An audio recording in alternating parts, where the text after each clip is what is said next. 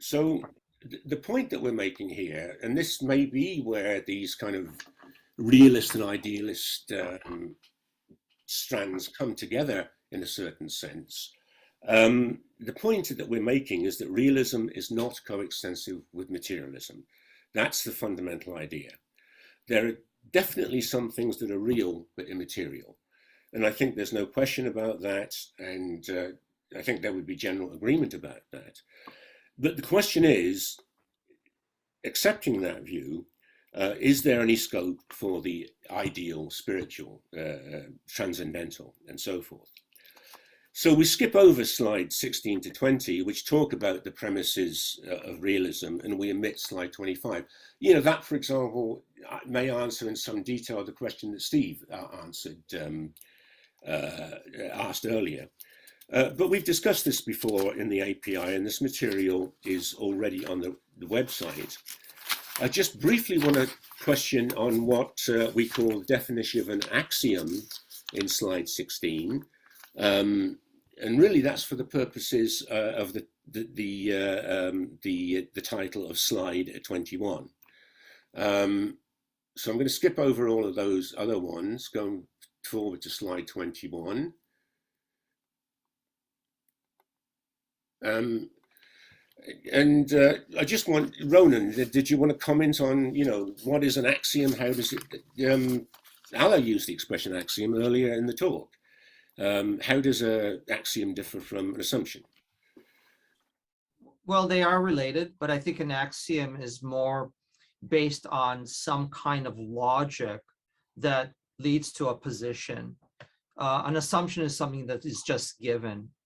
Yeah. But an axiom is like the categorical imperative is an axiom. And, you know, you use logic to arrive at a conclusion of some sort that is, you know, an assumption by which one can live by.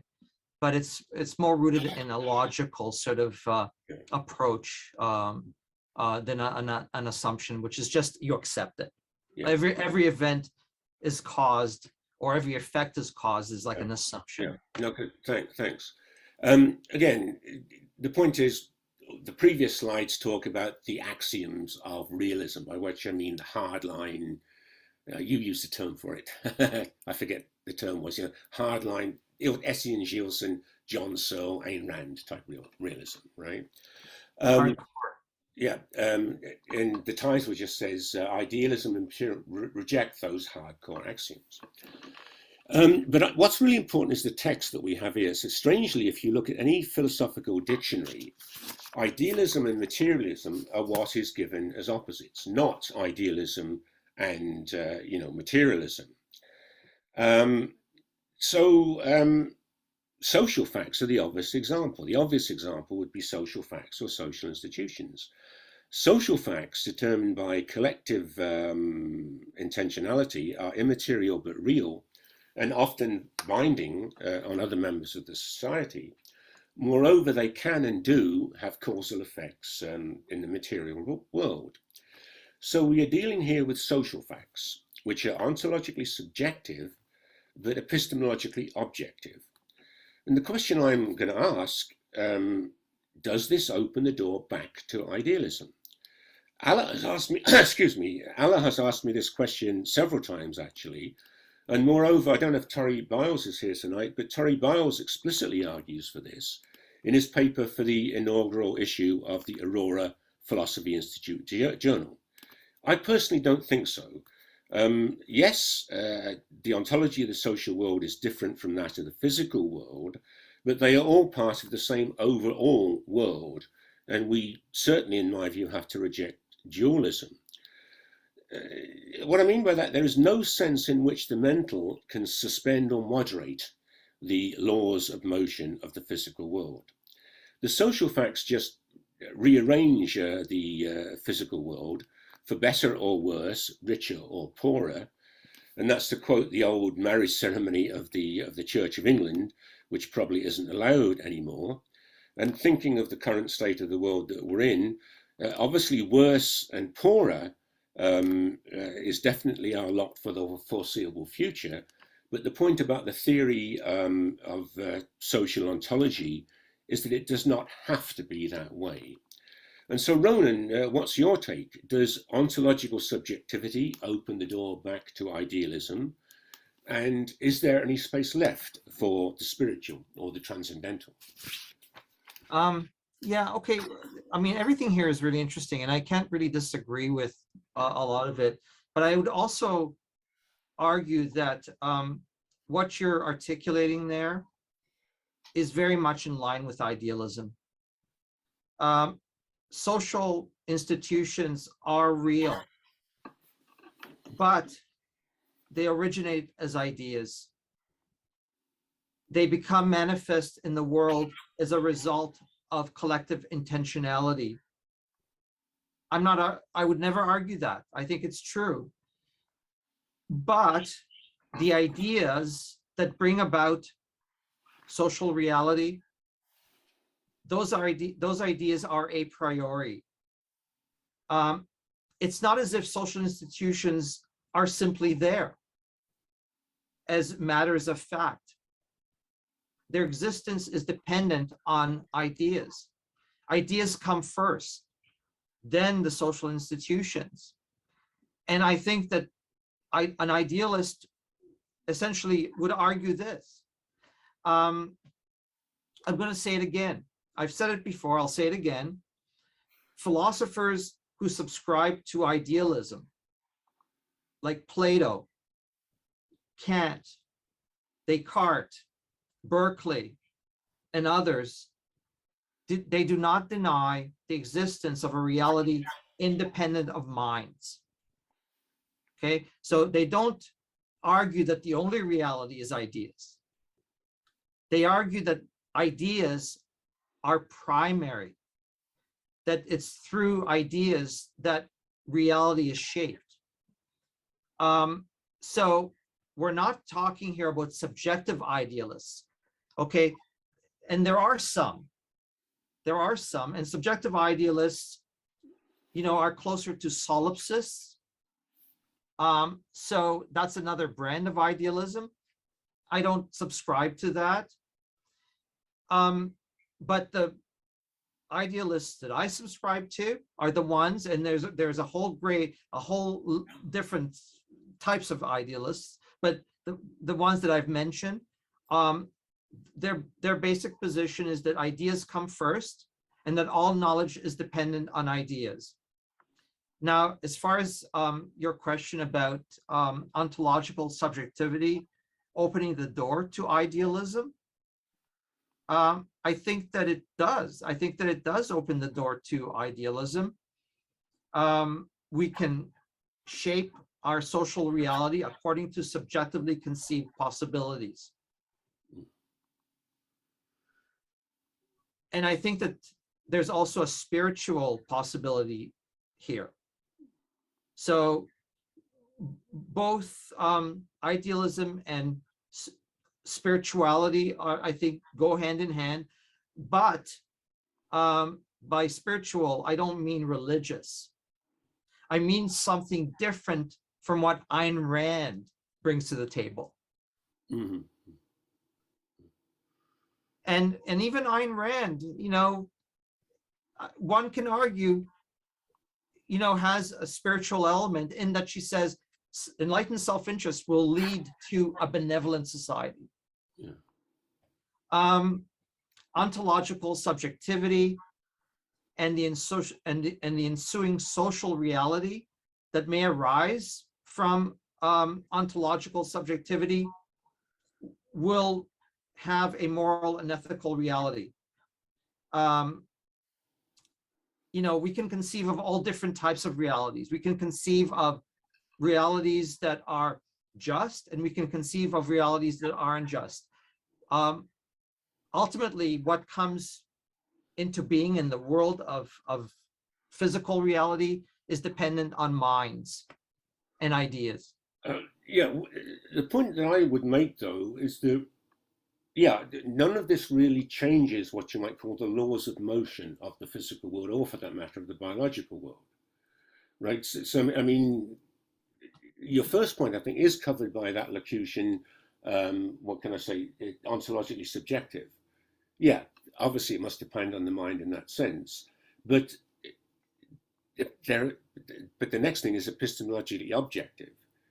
When there is no critique of knowledge, social science is possible. We can make definite statements, about social science. I think that would be an important point, and what the social facts, and so they decide whether we get off our butt or not. You know what I mean? But they can't make possible things that we couldn't do anyway. They can't make possible things that did not exist in the physical world. I won't disagree with that, but I would just take it, and I don't think there's time to discuss this because we do want to open the floor, but I would just say that, when you look at the way we think about physical reality, we come up with scientific theories to explain the nature of reality. Those scientific theories don't obviously change the way reality operates. However, we do modify and change our theories because we sometimes discover things that the theories don't cover. The theories that we understand reality by are ontologically subjective in the sense that they are ideas, and they are ideas that shape the world. However, they are prone to modification based on things that we discover or that we see in the world that don't conform. But our understanding of the world comes from our models of the world, the way that we think about the world. So I would just go back and say that I think that idealism and realism are ultimately not at odds with one another. They are actually sort of side by side. They're bedfellows, and through them together, they conceive a world that we can understand and know. So it's just. I'm using the word conceive deliberately, since they are bedfellows. So just as I feared, right, 2 hours ago, and I don't know about you, I'm getting really tired now. Yeah, we don't really disagree on many things, Ronen. No, not really. Unfortunately, where is your spirit of controversy? I think it's controversy, John. Yeah. Oh, and let's be real. All right, I give up. I concede. But we should let the others come in and finally have their say. All right, you finished? Are you finished, Ronen? Yeah, I'm good, thanks. Yeah.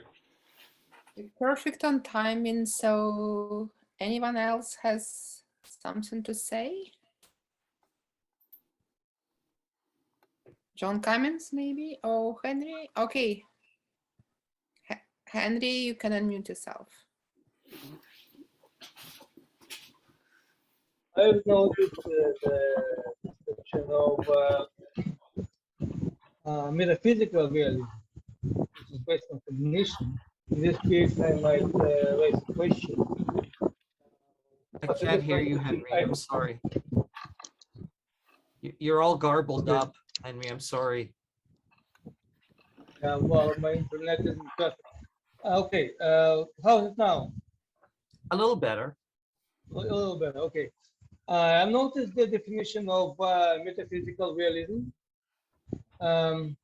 as based on cognition, individual cognition.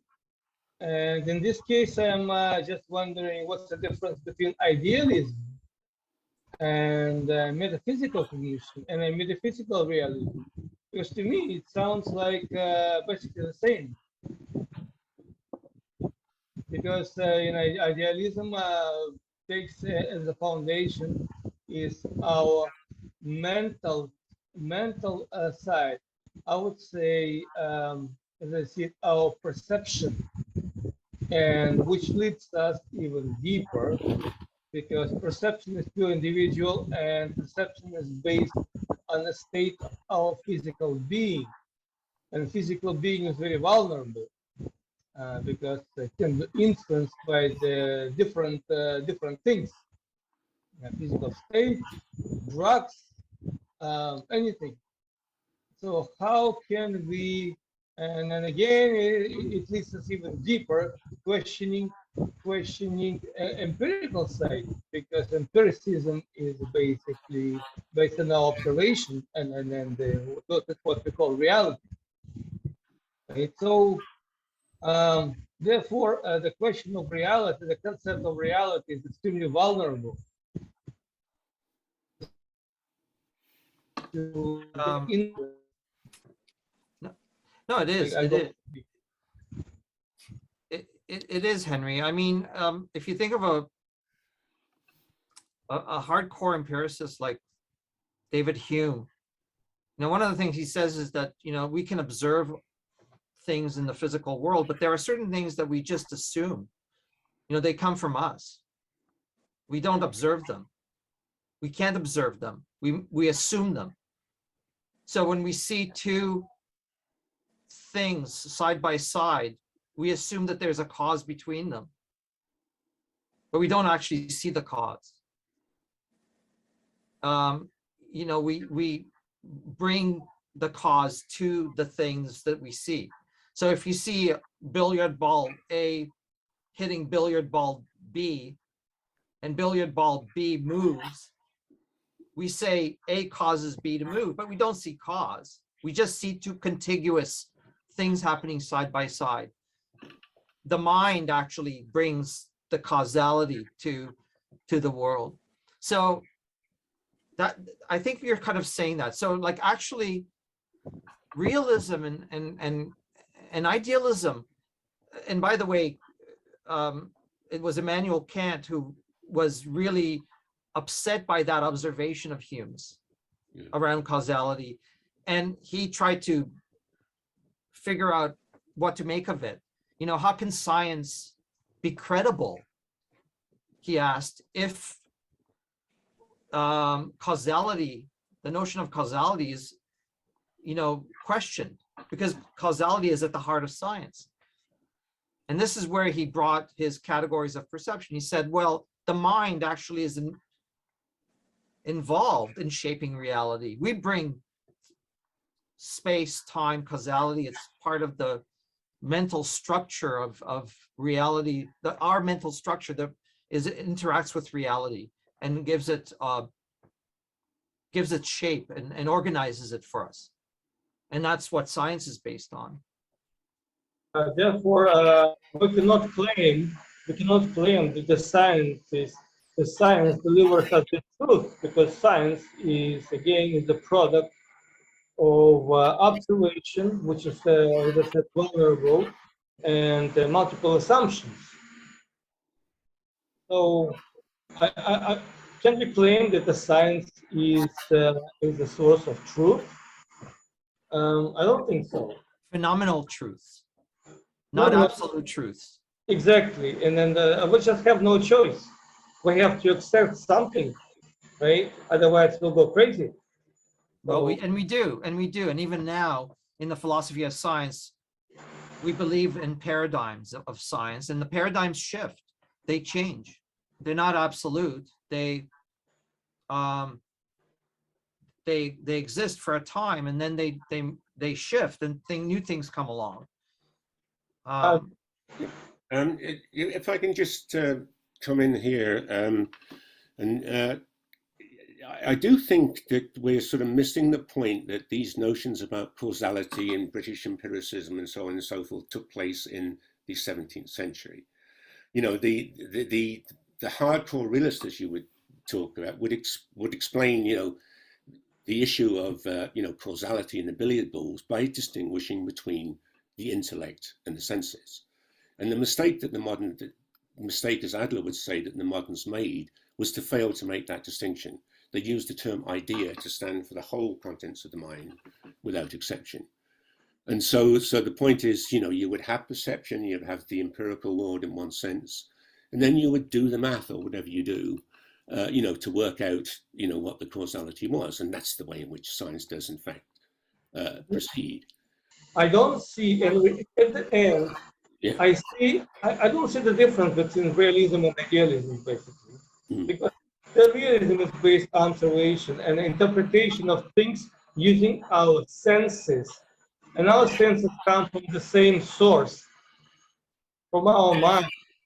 So at the end, there is no distinction. It's just a definition that we can play with the words, but yeah. Yeah. That's perfect. Is that everything? Then Howard, the next one, please. Oh, sure. A couple of things. In sort of thinking about the relationship between the conceptual, ideational, and the material, I think the relationship is dialectic in that they inform each other, and they're constantly feeding into each other. So they may not be not bedfellows in the same in the way I imagine them as lying side by side, but constantly informing each other. So I think of things like you think like the development of science, and I'm glad the discussion came around to social reality and intellectual reality, intellectual history, theories of ideas. Those, even on the level of developing a vaccine, we see a really strong interaction between, and I don't want to get into the efficacy of the vaccine, obviously, but we see a strong relationship, dialectical relationship between material reality, social cultural reality, intellectual activity. And so it seems like an ongoing, evolving dialectic. I don't think we can really posit the primacy of the ideational. If you take abstract terms like feminism, equality, deep ecology, those all emerge from material, physical realities that are conceptualized as well, or social realities. So yeah, I like to think of it as just kind of an ongoing interaction, and hopefully a progressive evolution through that interaction, though there are, I guess, pitfalls and regressions. And but I do think sorry, carry on. Carry on, Howard. Yeah, no, I'm done. Yeah, I do think. No, I'm not. I'm done. Yeah, so that I do think that locution of ontological subjectivity and epistemological objectivity covers that issue. It covers the whole notion of the social world. I don't know if Ronen would agree with that. Sorry, I missed that. I was just reading something on the chat here, but can you repeat that, John? Well, I was just in response to what Howard was saying. I said I think that this locution of ontological subjectivity and epistemological objectivity for the social facts kind of covers the kind of issue that Howard was talking about. Yeah, no, absolutely. I mean, I think that you're right, Howard, that idealism and realism are feed off each other, and that they are not mutually exclusive. That to me is the cogent point, that they're not two separate things. They must come together. I've always thought that, and I think they come together in language too. That's one of the major places where they converge. Well, and we need language in order for us to have ideas that can become real. We actually have to articulate them in some way. We need to give thoughts some order, and language is what we use to do that. And it's only through organizing our thoughts that we can organize the world. I don't know that we can organize the world independent of thoughts. It would just be a shamble of things moving about, but we make order through thinking. And listen, I mean, I find that even with myself, that, when I'm tired and I can't think straight, the world seems like more of a jumble. So even on a personal level, I think that language and thoughts inform the phenomenal world that we experience. John, can I ask you a quick question? When you talk about ontological subjectivity, are you referring to kind of on an individual level or on a sort of cultural No, level? it's collective intentionality. The phrase Yeah. is collective intentionality, yeah. Which is not necessarily a group mind. I mean, it could still be consistent with methodological individualism, but it means that we all have, it's called a we intention. We all have the same intention, Right. whatever. But when I think about the term subjective, I think about it on an individual level rather than a cultural level. Talked about sort of ontological subjectivity. Was that the term? Yes, yes. I mean, a social fact is ontologically subjective because, of course, it does depend on our acquiescence. That's probably not the right word to it. It does accept us to all have the same intention, that the border Right. exists or that the dollar is worth something. Is it something akin to a social contract, John, in a way? No, it's the opposite to social contract. Okay, can you explain that? You know, because, well, social contract is kind of an artificial device. You know, it posits like a bunch of independent beings who make this contract, and that I think, but is kind of discredited on both the left and the right. These days. The idea is that once you have language, there is already a social situation. And That's right. Yeah, and what social ontology does actually is to how can I put it? It's to concretize, if you will, what we have to explain why there is language even in the first place, if you see what I mean. And that's what social ontology does.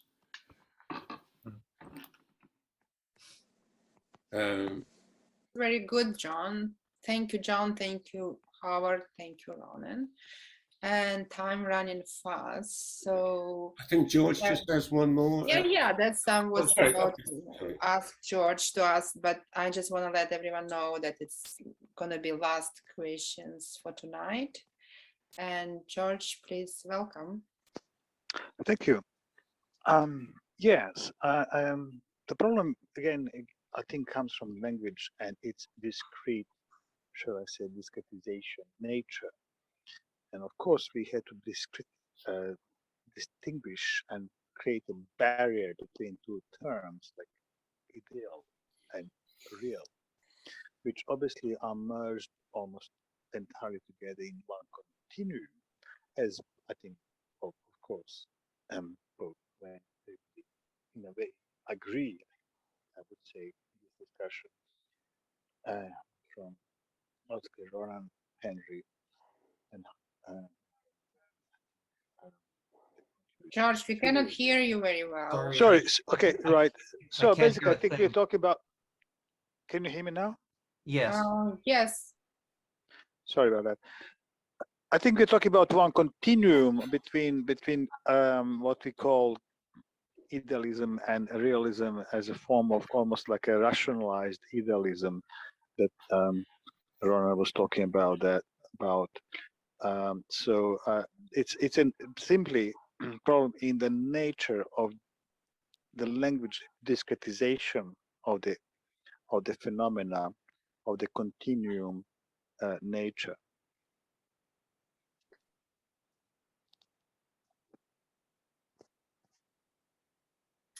Ronan, do you want to respond to that?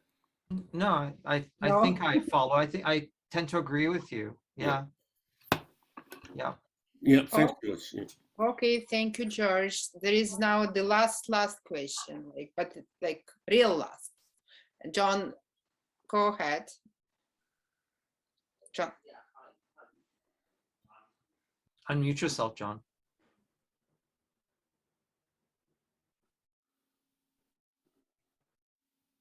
John, you're mute, Ed. John Cummings, you need to unmute.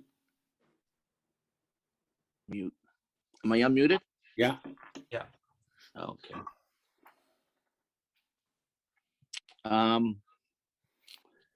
Yeah, I just want to say this. Yeah, it's been a great evening. I was hoping it was going to be a bit more divisive, but it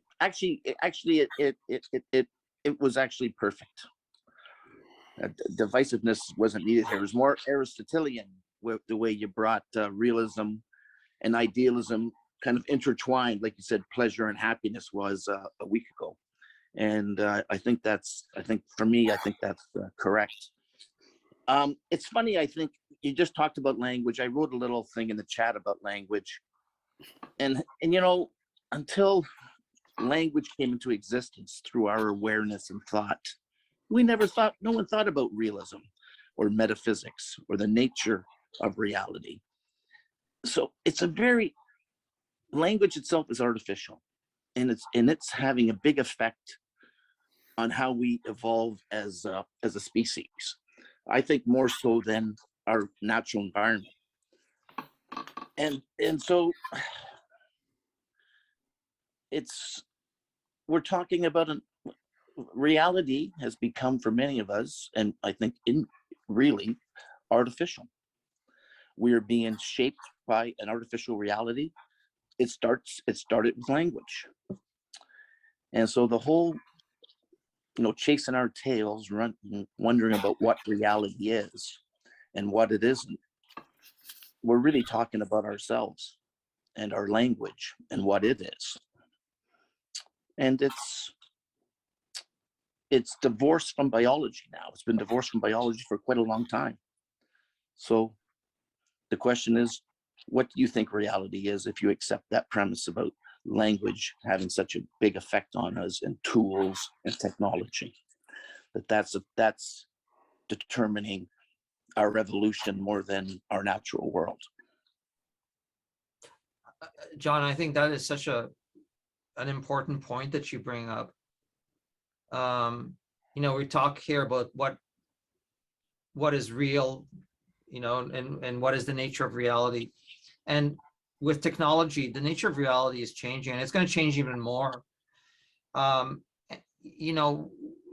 We are going to be interacting with reality technologically in ways that will transport us from what we think we know to, a world where it's going to be hard to tell the difference between what is real and what is not real. Yeah, it'll become transcendental in a way. In some ways it will, because it will transport us into and my point is that's what language did to us. It made us transcendental, where our words became flesh. So it's an artificial reality that we're talking about, that we're trying to describe, we're trying to live with.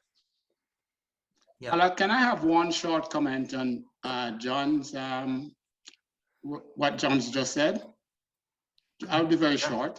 Yeah, go ahead. And it's language. Is it not? You're saying it's artificial, which I don't totally agree with, but could we also say that language is inadequate?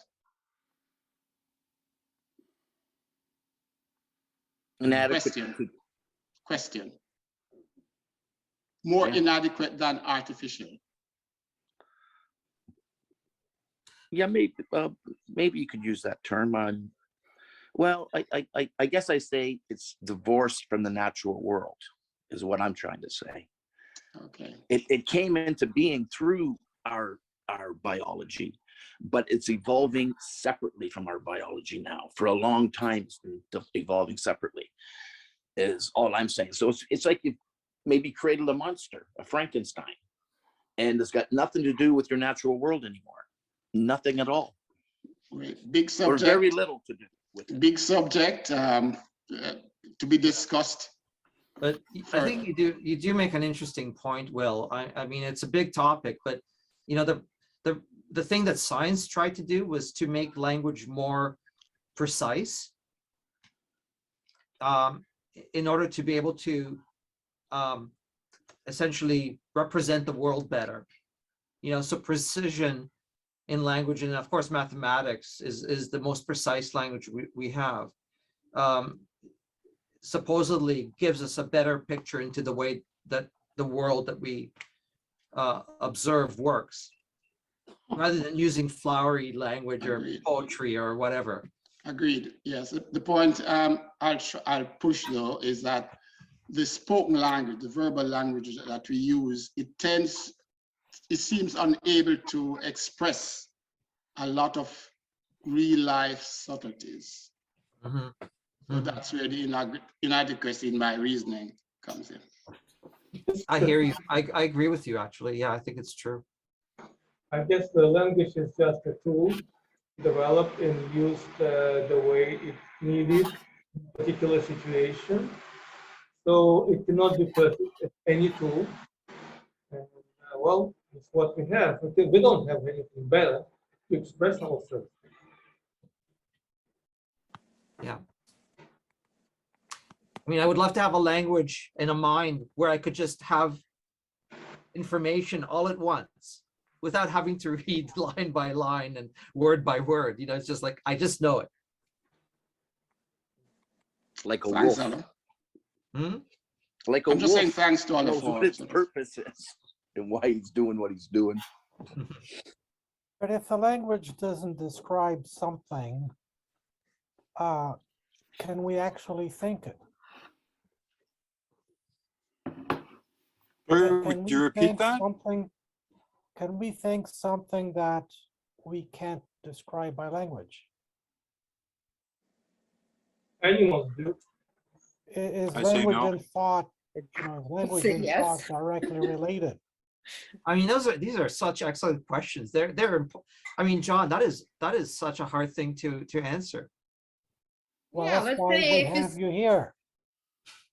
I think consciousness requires language. So we can, let's say if our thumb is throbbing, we can feel it, but we won't, as soon as we're conscious of our thumb throbbing, we say, oh, my thumb is throbbing. And then it adds an additional layer of reality to it because we're conscious of it, as opposed to it just throbbing in the background. Right. Before I stopped doing what I was doing and started to noticing it. Oh, it's hot outside.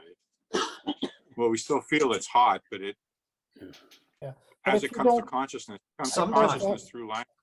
For example, if you don't understand the word throbbing, is your thumb just in pain or is it throbbing? If there's no Right. such, if you don't know the word throbbing, Right. is it exist? Are you having a throb or are you just having pain? Right. Well, the more language we have, the more conscious we are of it, and the more accurately describe the phenomena. Where a child might say it hurts, that's one thing, but if it says it stings or it throbs, it's something else, then it's a different level of consciousness of the phenomenon through language. Can I just interject? I would argue. This is, fascinating discussion, and I'm more than ever impressed with that book by Mortimer Adler, the 10 philosophical mistakes. It was really 10 subjects about which philosophical mistakes are made. And, one of them was precisely words and meanings. Precisely this topic. And one of the things that I wanted to do actually was, why don't we go through that book, like in detail, and set up a discussion like this on words and meanings. Who's going to present? I think that would be a great idea, John. Are you going to present, John? Oh, well, maybe I'll co-present with you. I just want to say one more thing about language. And I guess I agree with Jack London. Language has taken us away from reality, has taken us a long ways away from reality. Without language, we would be real, much realer than we are. We are artificial. You have no idea how artificial we are. And language made us that. If we consider the natural world as real. But John, I would say that language could become a facade. It can, if it's used the wrong way. But I think, like anything else, language is a tool. And you can use it in a way that's precise and in a way that's in line with what is real. And you can use it also to obfuscate reality. And we see lots of examples where language obfuscates rather than clarifies. But I think it's like everything else. Language needs to become more precise, but ultimately language is a tool that actually gives us a window to reality, but it can be abused. Make no mistake, life is much better with language for us humans. I'm just saying, from this concept of reality that we're speaking about, or you're speaking about, that concept of a real reality, there's no language in this earth. That's the way it would be. That is what was real. What came out of that reality is this artificialness of language. Well, I'm not going to say awareness, but say thought, logical thought, binary thought, organizational thought, labeling, this, that. That's all artificial. But John, you mean that language destroys reality? As soon as we use language, reality is being distorted, right? Being distorted. Yeah. Yeah, that's what I'm saying. I'm not saying I want to have I want to enjoy life with language, but I'm just saying us using language here tonight to try to describe reality is a bit of a joke. We're already off track. Is it possible to have language and reality? I don't think so. Not the reality of geology and photosynthesis. Not that kind of reality. No. There's no way to formulate language and have it both ways. I don't know how you do it. John Moniz, you talked about language and reality, like if you don't have the language, does it actually exist in a way? It's actually an interesting point. I just want to mention something that on occasion, I have a thought or something that's kind of nagging at me, but I don't have the language to actually articulate what it is.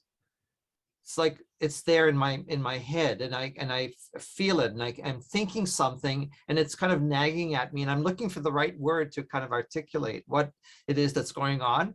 And until I find the word, it doesn't have shape. The word, once I find it, gives it shape. Well, I mean, so Bob Dylan would disagree with what I'm saying. Bob Dylan says he never wrote a song in his life. The songs came to him through some kind of transcendent reality, transcendently just arrived, and he wrote the tunes and he wrote the music. Who am I to disagree with him? That's what he says.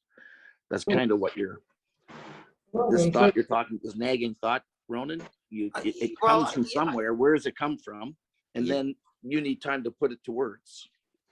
Yeah, I mean, it's actually, it's very hard to explain with the origin and how it works, because like it comes together, but the mechanisms, the underlying mechanisms, they're very, very.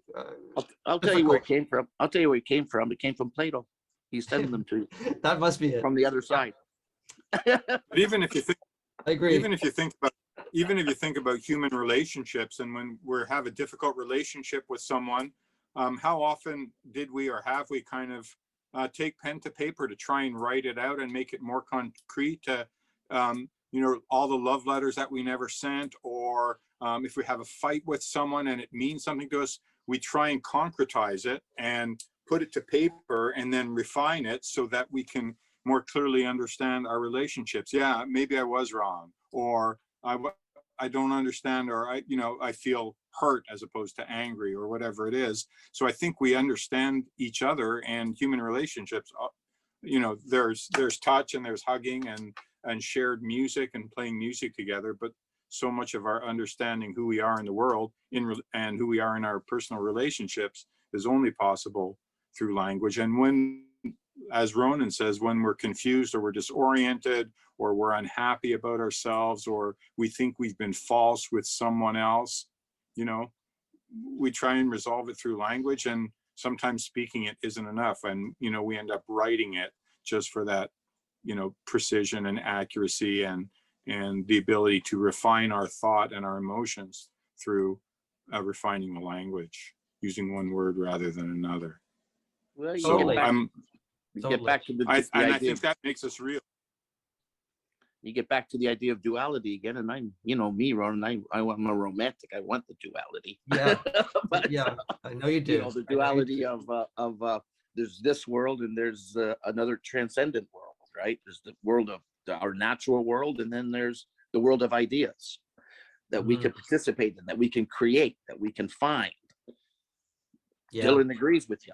There is that world. He's experienced it, he says.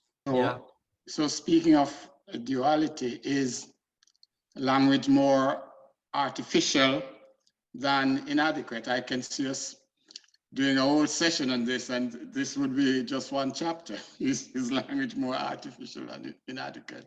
But great discussions, gentlemen. Thanks. Thank you, Will. Thank you, Howard. Thank you, John, for bringing this topic of language. I have a feeling, my personal, that it's a very big subject, and we don't have enough time to discuss it fully. So I suggest to you, John Cummins, you can choose a topic and present it, co-present, and choose co-presenter, Howard, Ronen, Will, whatever. I think they would be glad to join you. Excellent topic, and too big for now. So unfortunately, I have to wrap it up, this meeting. And thanks everyone for this wonderful opportunity to be with you and have this discussion. Big thank you to Ronen and John, who made this happen and prepared really interesting and new information. Hope it was helpful for everyone. We have so many messages in chat. I used to read it, but it's too many, too long, but they're all great. Thank you, Ronen. Can we keep them, Alla? How do we do that, please? No, I saved it, but yeah.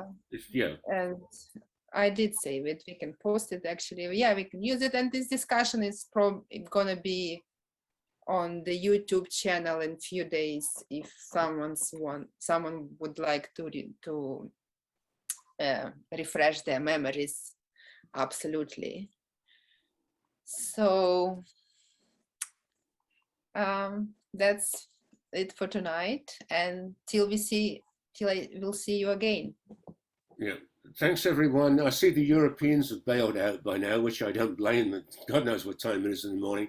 Thanks all for a great talk. No, still there. Bye for now. Thank you for debate. Oh, George is still there. Bye. Oh, yeah, George. Can't miss that. George is Superman, is he not? Anyway, thank you very much. Thanks all. Good night. Good night. Good night.